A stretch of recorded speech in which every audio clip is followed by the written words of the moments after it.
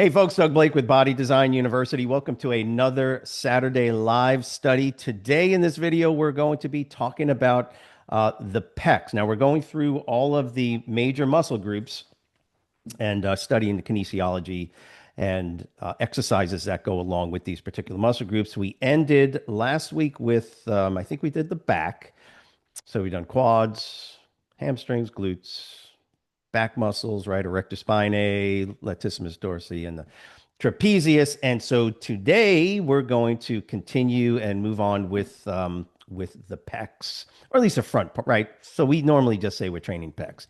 Remember, guys, from a personal training perspective, anatomically, we're not too worried about minor accessory muscles. So even though the pectoralis minor is one, right, is a pec muscle, right? Pec major and the pec minor. Pec minor lies underneath and kind of off laterally to the side of the pectoralis major. You can't see it, almost impossible to palpate it, to be honest with you. And we just really don't, as trainers, we just don't care too much about the pectoralis minor. But I'll explain a little bit about what it does. But remember, in the real world, we don't train the pectoralis minor.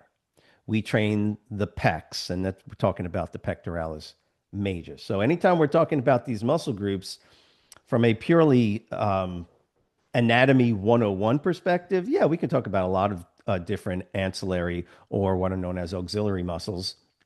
But for the purpose of exercise performance, we're really only worried about the large superficial muscles.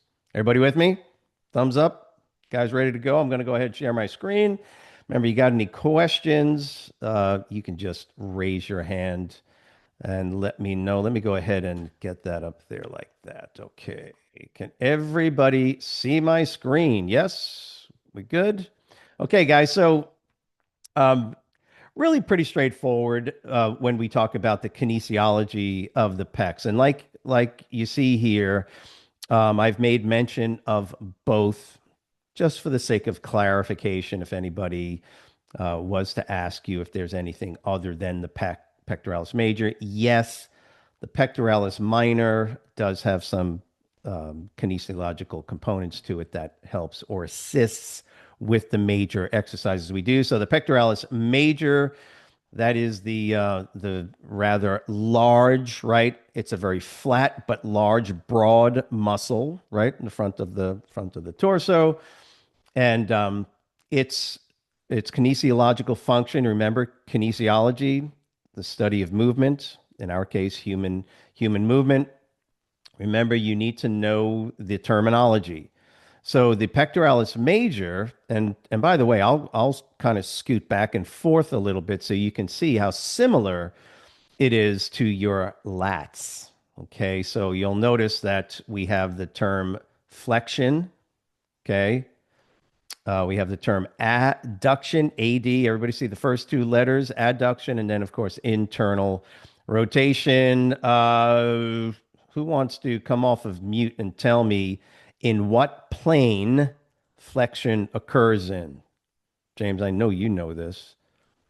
What plane of motion is flexion performed in? Flexion and extension. What is the plane? Remember, there's three planes. Three planar movements, okay? Where is flexion and extension performed in? In which plane? Does anybody know? Anybody know? No? Does the word sagittal mean anything to you? Right? Yvonne? Yeah, I was gonna say that, but I was like, that's the one that's like going. Remember, the best way to remember sagittal, in my opinion. Now, all right, I was in the army, so I'm always thinking soldier, soldier.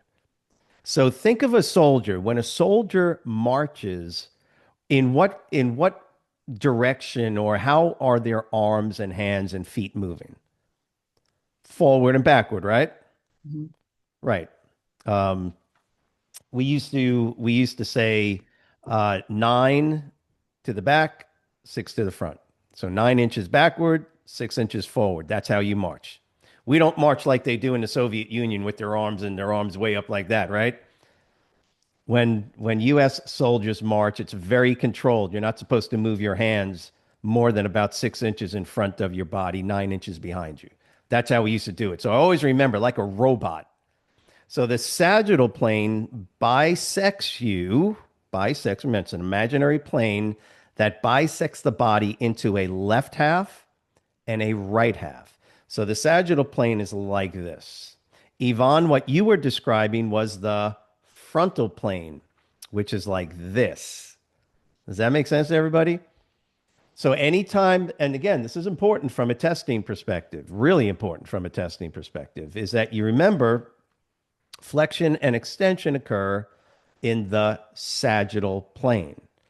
So you got to remember the terms: sagittal plane, flexion, extension, plantar flexion, dorsiflexion. Those are the terms you got to know when we talk about sagittal planar movements. Frontal planar movements is what? That's the word adduction, adduction, and AB, or abduction. Abduction is movement away from the midline of the body, right, in the frontal plane. Adduction is movement toward the midline of the body in the frontal plane. Does that make sense? So this is what the pecs do. Now remember, it's a large muscle. It's a big muscle, folks. It's one of the largest in the upper body. Not as large as some, but it's a really obviously really important muscle, and you got to know its kinesiological function. So, what is shoulder flexion? Shoulder flexion is when your hand is at your side or behind you now listen, in the sagittal plane. If my arm is up and away from me out to the side, that's in the frontal plane. Does that make sense? So if I lift my arm up and out, that's abduction. But what if I have my arm behind me and now I move it in front of me? I move it from here, from my side, up in front. How many of y'all have ever done like a front lateral raise? Anybody ever do that? You think you're building your anterior delts, right? Uh, so you're doing like a front lateral raise. You have side lateral raises, and then you're doing front lateral raises. Remember how Arnold Schwarzenegger used to do it in pumping iron? You guys don't even know what I'm talking about. You don't even know who Arnold Schwarzenegger is, do you? Come on now. Go, folks, come on. Go on to Google and pumping iron. You'll see Arnold Schwarzenegger back in I think it's 1975 or something like that.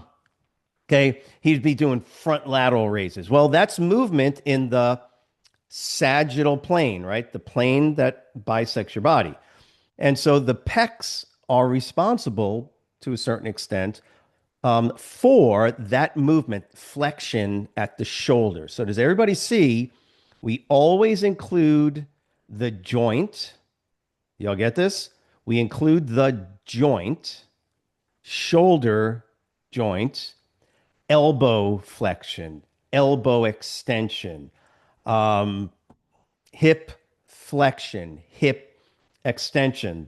The word flexion or extension has no meaning unless you tell us what joint you're talking about, because that's the muscle or the description of the muscle and the movement that it performs.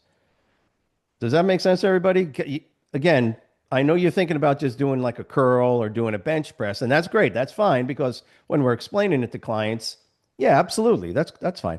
But you need to know, right, the science and terminology behind it. You need to know the kinesiology, biomechanics behind it. So shoulder flexion, right, is like doing a front lateral raise with a dumbbell. Does that make sense? So that is what the pecs do because of the insertion point of the pectoralis major into the humerus. That's part of what it does. It's also responsible for moving the arm. Now, folks, if I have my arm up out here, my pectoralis major does not have to contract. Gravity does that for me, yes? I don't need my muscle to pull the weight down.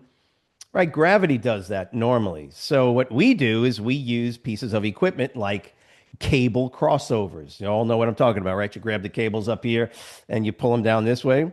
Well, that's why it trains your pecs, because it's responsible for shoulder adduction. Now, another important component or kinesiological function of the pectoralis major is internal rotation of the humerus. Internal rotation. Now, it is shoulder internal rotation, but you can also say it as um, internal rotation of the humerus or the upper arm bone. You all got that? So normally we say flex, adduct, internally or medially rotate the humerus.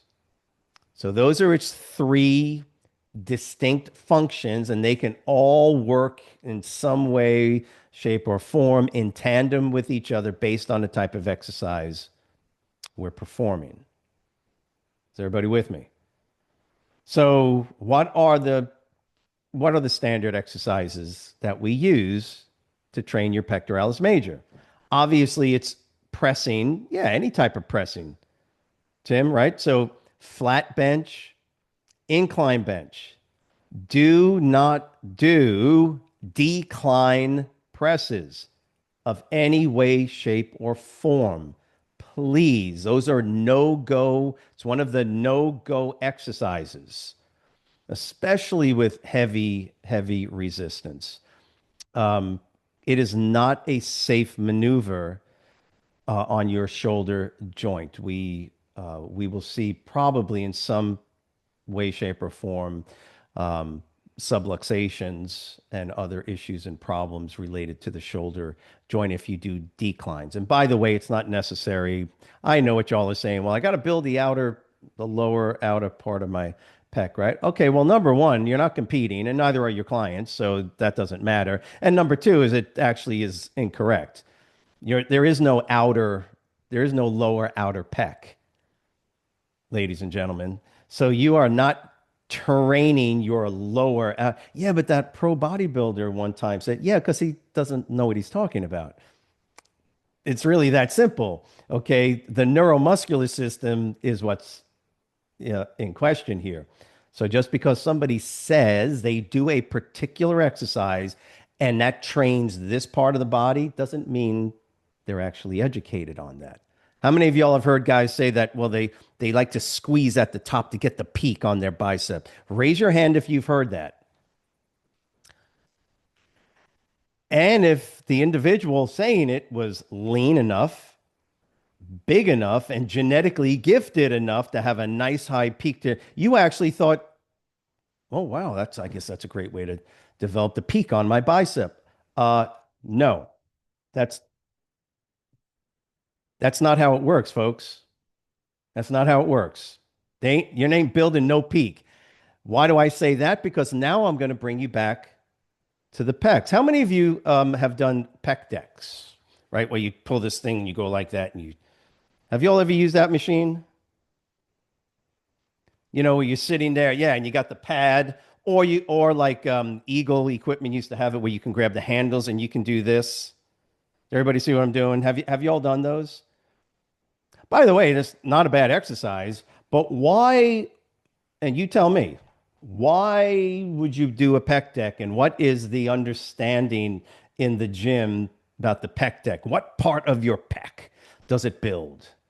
Right? What, Is it Tim? not really any part of the pec, isn't it? A shoulder machine? Well, the pec deck actually can train your pecs, Owen, but what you'll normally hear is I'm trying to build the inner part of my pec. You've never heard that? To build this inner part? I've heard of it, yeah. Yeah, yeah. Well, With guess what, folks? triangle push-ups or There is no inner pec. Mm. Again, this is the problem that we face with trainers who are not educated in kinesiology and biomechanics and just straight muscle physiology. There is no inner pec. Can you put a little bit more tension on a muscle in one area of a muscle near the tendon attachments? Very little, very little. Um, and by the way, muscles like the pectoralis major are not really put under any great level of tension when they are fully shortened. So when you do a pec deck and you come forward and you bring your elbows together, y'all understand what I'm talking about, right? Or when you do a cable crossover and you bring your hands all the way together, you touch your hands together. That's what the way most people do it. Well, Mhm. what are you doing? You're shortening the pectoralis major, but how short does the muscle need to be before you start to lose any appreciable levels of tension and muscle building? And the answer is that you don't need to go all the way in to do that. In fact, when I have people do cable crossovers, we stretch. Remember, it is the negative, and the elongated stretch position Mm-hmm. where muscles are put under maximum tension and where we see maximal hypertrophic response, not when we squeeze the muscle together. Is everybody with me on this? Again, I know what y'all are doing. You're doing those dumbbell presses, and I know what you're doing. You're going like this. You're going down here and you're clicking them at the top, aren't you? You're like, oh, and you try and squeeze them at the top. Well, and you probably, if you don't do it, you probably see other people doing it. Well, again, folks, that's a waste of time.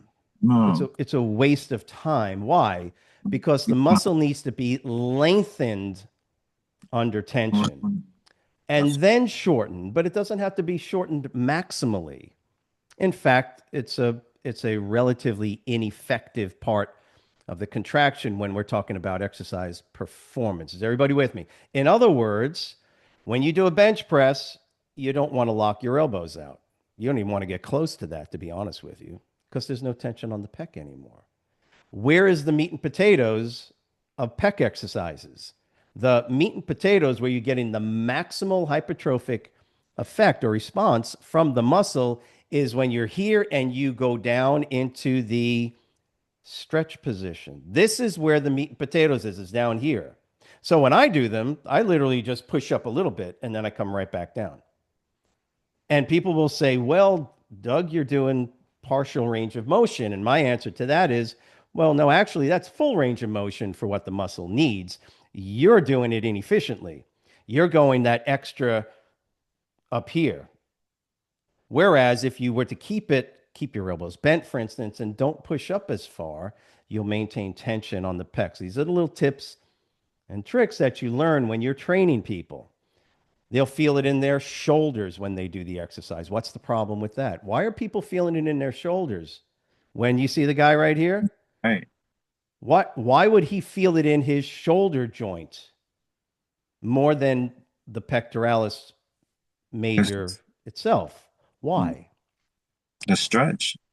Because more than likely they don't have their rib cage elevated and they have not retracted their shoulder girdle. What do I mean? Everybody right now, as you're watching this, James, sit up, James. Sit up. Come on. Lift your rib cage up. Everybody, lift up your rib cage. You feel your lower back arches, correct? Now, from here, take your shoulder blades and squeeze them back behind you. You feel that position that you're in right there? Now, right from there, go ahead and put your arms out in front of you because now you're going to do your bench press. And that's how you're going to do your bench press. In fact, when you let that bar down or dumbbells, whatever you're doing with your rib cage elevated, shoulder girdle retracted, not protracted, but retracted. Now what you've done is you've put your pectoralis major muscles in the ideal biomechanical position to be elongated, stretch, and produce maximum power from that stretch position. How many of y'all have ever seen like a competitive powerlifting meet or competitive powerlifters? You ever see those? You ever see those folks? Yeah. How high do they arch their back when they do it? Go freaking like They just, man, they got to More. keep their butt on the bench, right? They got to keep their butt on the bench, But but they arch as hard as they, you know why? Because I just explained it to you. That's why.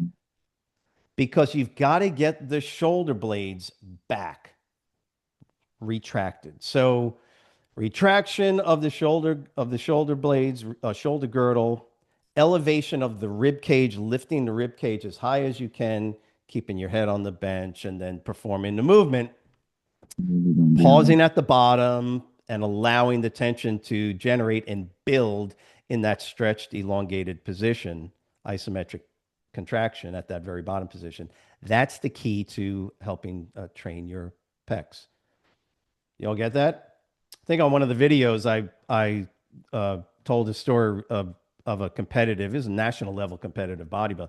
Dude he was in incredible shape. He's just very big, massive, of course, tremendous shoulders. He had no pecs. I mean, it was just like he had no pecs, and he was really strong pushing. And what do you think the issue was? He wasn't training his pecs correctly. So the ancillary muscles, the deltoids and the triceps, were taking over when he was doing all of his bench work, but his pecs were not involved. And I got him to do one simple thing when I had him on the bench and I had him hold dumbbells. I said, lift up your rib cage. And as soon as he did that, he couldn't believe how all of a sudden he felt it in his pecs, and it took the stress off his delts. Okay, so when you're performing, and that's why it's important that we talk about kinesiology, obviously, and biomechanics. The shoulders need to be as far down as possible. And the way you do that is by, and that's how I do it with clients. I say, let me get my hand underneath your lower back. Let's say I'm doing flat bench press or flat dumbbell presses. Get my hand underneath their lower back, and I say, lift up your rib cage. Lift it up as high as you can, and they'll feel their erector spinae muscles, their lower back muscles. They will contract, right? And they'll contract hard, and I'll get my hand up underneath there to make sure that I can get that arch in their lower back. That tells me that their rib cage is arched, and then I say, try and squeeze your shoulder blades back behind you. Now do the exercise, and then guess what's going to happen? All that tension that they're feeling in their shoulders moves medially inside onto their pecs. I want y'all to do that, okay? Don't think about squeeze. You don't need to squeeze a muscle in the peak shortened contraction. That is a waste. It's a waste of time, okay? You're not doing anything. The amount of neurological stimulus has already diminished and declined. Total tension development of a shortened muscle. Remember the sarcomeres, actin and myosin filaments? They produce maximal tension when they are elongated, not when they're shortened. Hmm. Does that make Sure. sense? It's true. Shortening the muscle, you only need to do a little bit of it. It needs to be lengthened and stretched. That's where I just describe it as, that's where the meat and potatoes of Okay, any so I have a exercise question is. really quick. Yeah, go ahead, Yvonne. So by like lifting the rib cage and then like you said, retracting the shoulder blades or squeezing them, that elongates the pectoral muscle That to where allows the muscle now to be elongated when you move your elbows back behind you. got it. Mhm. Does that make sense? It's in the performance of the exercise that you'll feel the difference. And by the way, I'm not telling you anything that I never did. I did this, all the time when I'm training people, is I would have them do it the correct way and the incorrect way. So I'll tell you guys, how many of y'all are training your chest in the next day or two? Right?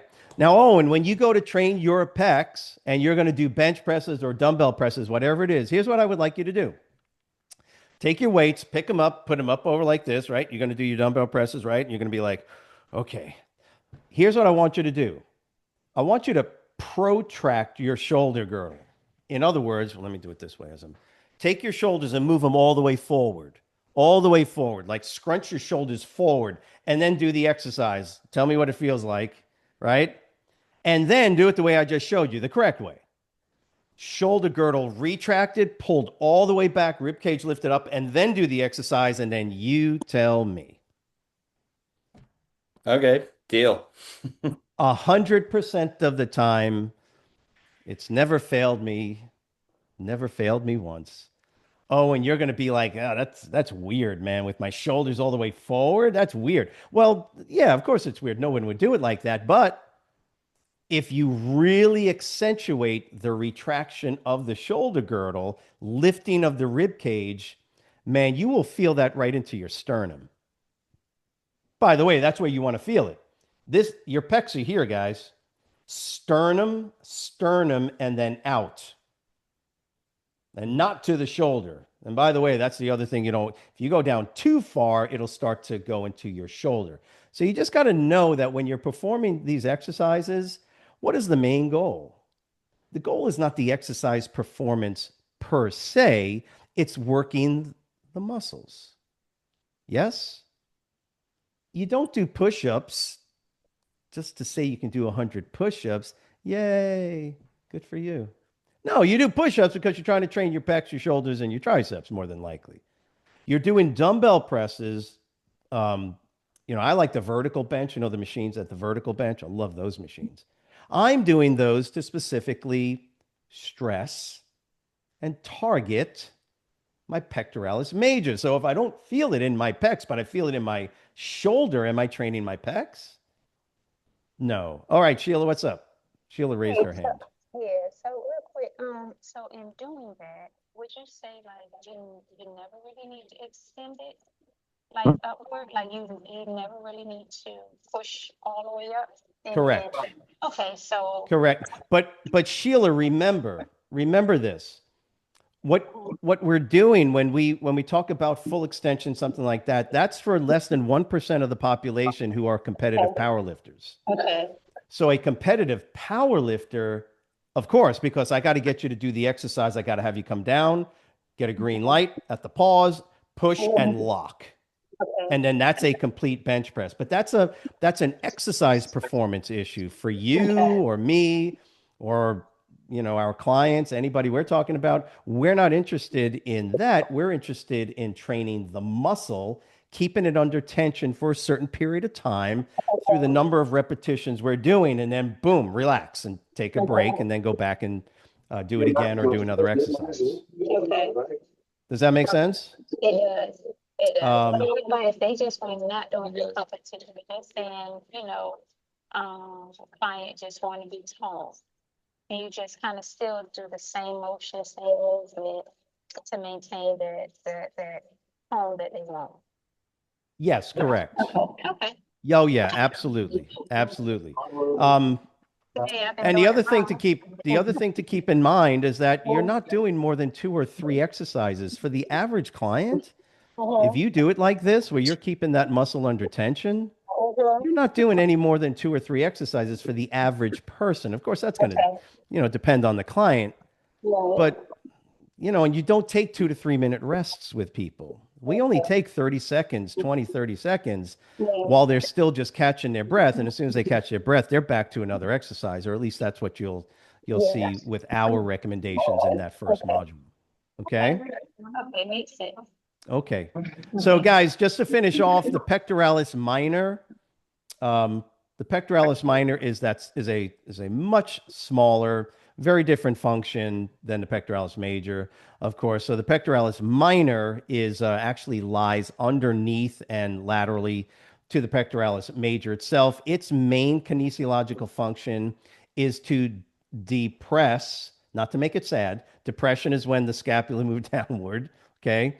And protraction. So, guys, remember what I just said. If you, like I was saying to Owen, try doing it with your shoulder girdle protracted. Guess what's happening when you protract the shoulder and you're lying flat on a bench and doing a bench press? What muscle are you working? There it is, right there. You're putting more emphasis on the or at least you're putting some emphasis on the pectoralis minor. Okay.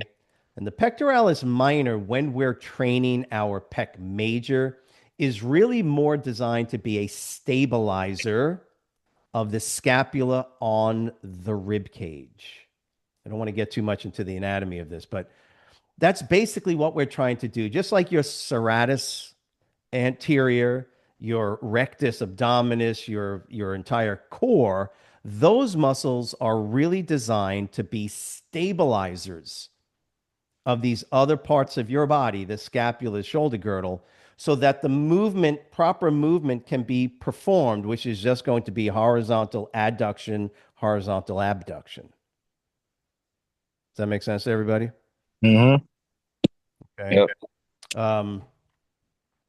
Again, I would say, like with any of these kinesiological videos that we're doing, keep in mind it really only makes sense when you do it first, so that if you hurt yourself, it's you hurting you and not your clients.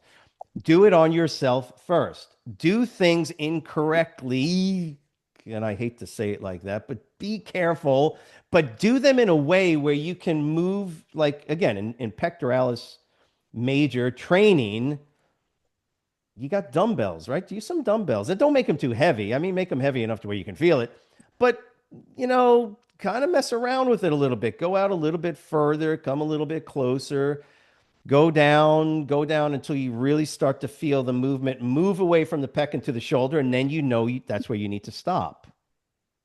But if you know how to do this correctly, you personally, when you actually deal with another human that's never done this before, and by the way, you're dealing with clients, with folks, especially the ones that can afford you, you're dealing with individuals that, for the most part, maybe they have never exercised or done anything resistance training wise. So you got to be very careful when you're dealing with folks. And that's why you're asking them, do you feel it here?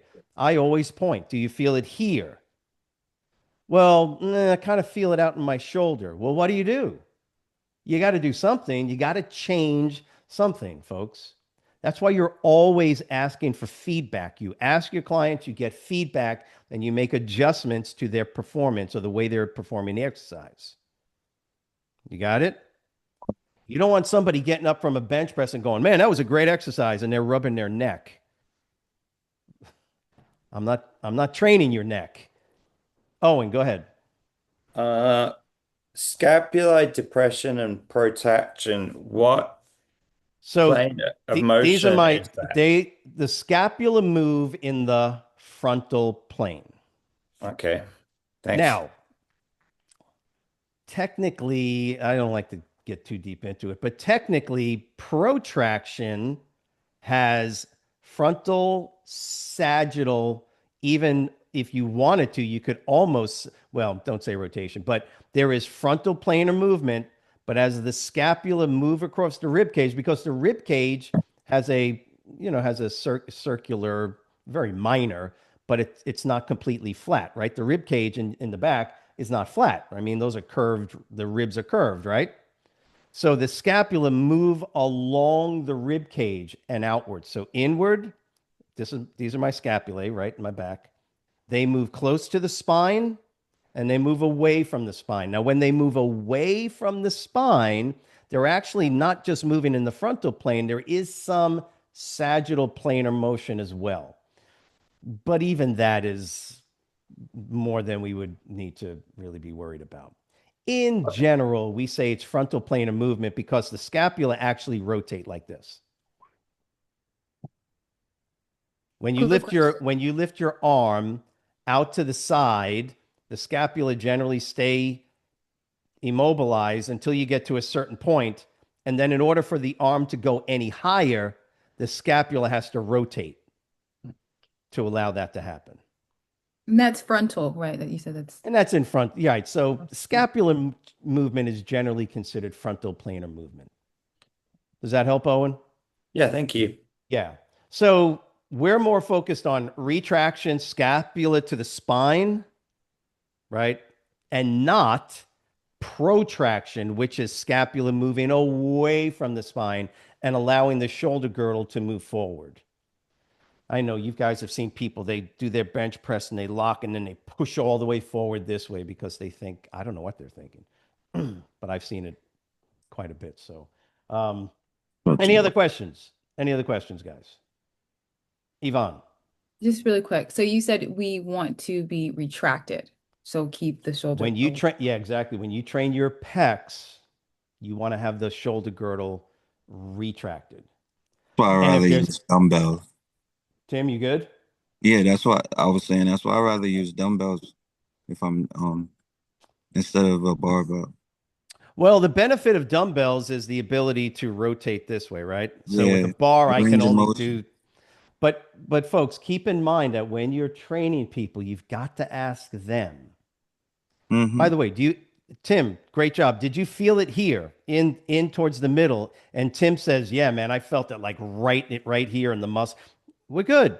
Whatever you were doing, that's what you're going to continue to do. Well, you can use barbells if you just like whatever. That's saying, right. Whatever works. And then you lift. You lift. Whatever works. We want to make sure we're asking our clients on I inclines or mean, flats. decline, my bad. Don't do declines. Oh, Yeah, okay. never do decline pec work. Oh, It's That's dangerous. where the bench is down, right? You either Correct. bench And your up head or is flat. and your head is lower than your hips. Okay. That's a oh, no. no, I mean, there's just like, do you want to list the problems with that? I no, just said it. Your head is lower than your hips. Yeah. yeah, Is that how you want to exercise with your head mm-mm, lower than your hips? no. Okay, that's bad enough. And now you have no stability whatsoever in your shoulder because you've got your clavicle, right? And your acromion. So you have your AC joint right here. Mhm. Okay, when you go into a decline position, now you've got the force of the humerus pushing up and back this way.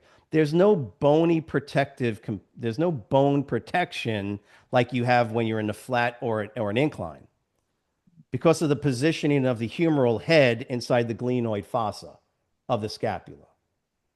Go Google Yeah, it. so it's weird. Always, that's why we always lay back on something. Never do declines. People, Lay back guys, you for do whatever you want to do because I'm not training you. But when you train other people, never do declines. Plus, there's no need to. You're going to do a decline instead of an incline? Why would you do that? That doesn't make any sense. And it's way more uncomfortable for clients to do it anyway. And the potential for injury is significantly higher. So, and like I say, there was the only reason I ever heard anybody, and I'm talking at national and pro level bodybuilders, and most of those, they don't do that stuff anymore. It's silly. Why? They were trying to build their lower outer pec. There's no such thing as a lower outer pec. You can't put any more stress on that part than you can put anywhere else. Okay. Sheila, did you raise your hand again? Yeah, I took it down and raised it back up. Go I just ahead. wanted to let you know before you jumped off, I am attempting to finish up the lesson. This is where my week is kind of lighting up and to do that first quiz. So I Yes. just want to keep myself accountable to you. So, Okay, good. Perfect. okay. Perfect. Yes, It's a just knock out. challenge Guys, for this is it. for everybody. Knock out all of your practice exams. When you get through all 5 of your modules, you start hitting those practice exams. 1, 2, 3, reset. 1, 2, 3, tell me to reset them. Okay. That's your goal. Okay. Any other questions before I let you all go? I have a few to reset. You need to reset? Yeah. You got to send me a message, Tim, Okay. in the comment box and send me a message. Okay, guys. Look, I really appreciate y'all coming on board this week. If you have any questions, you can leave them in the comments below. If you have not done so, please subscribe to our channel and let us know if we can be of any assistance. Have a great weekend. We'll see you next week. Bye. Thank you, you too. All right. Hang on.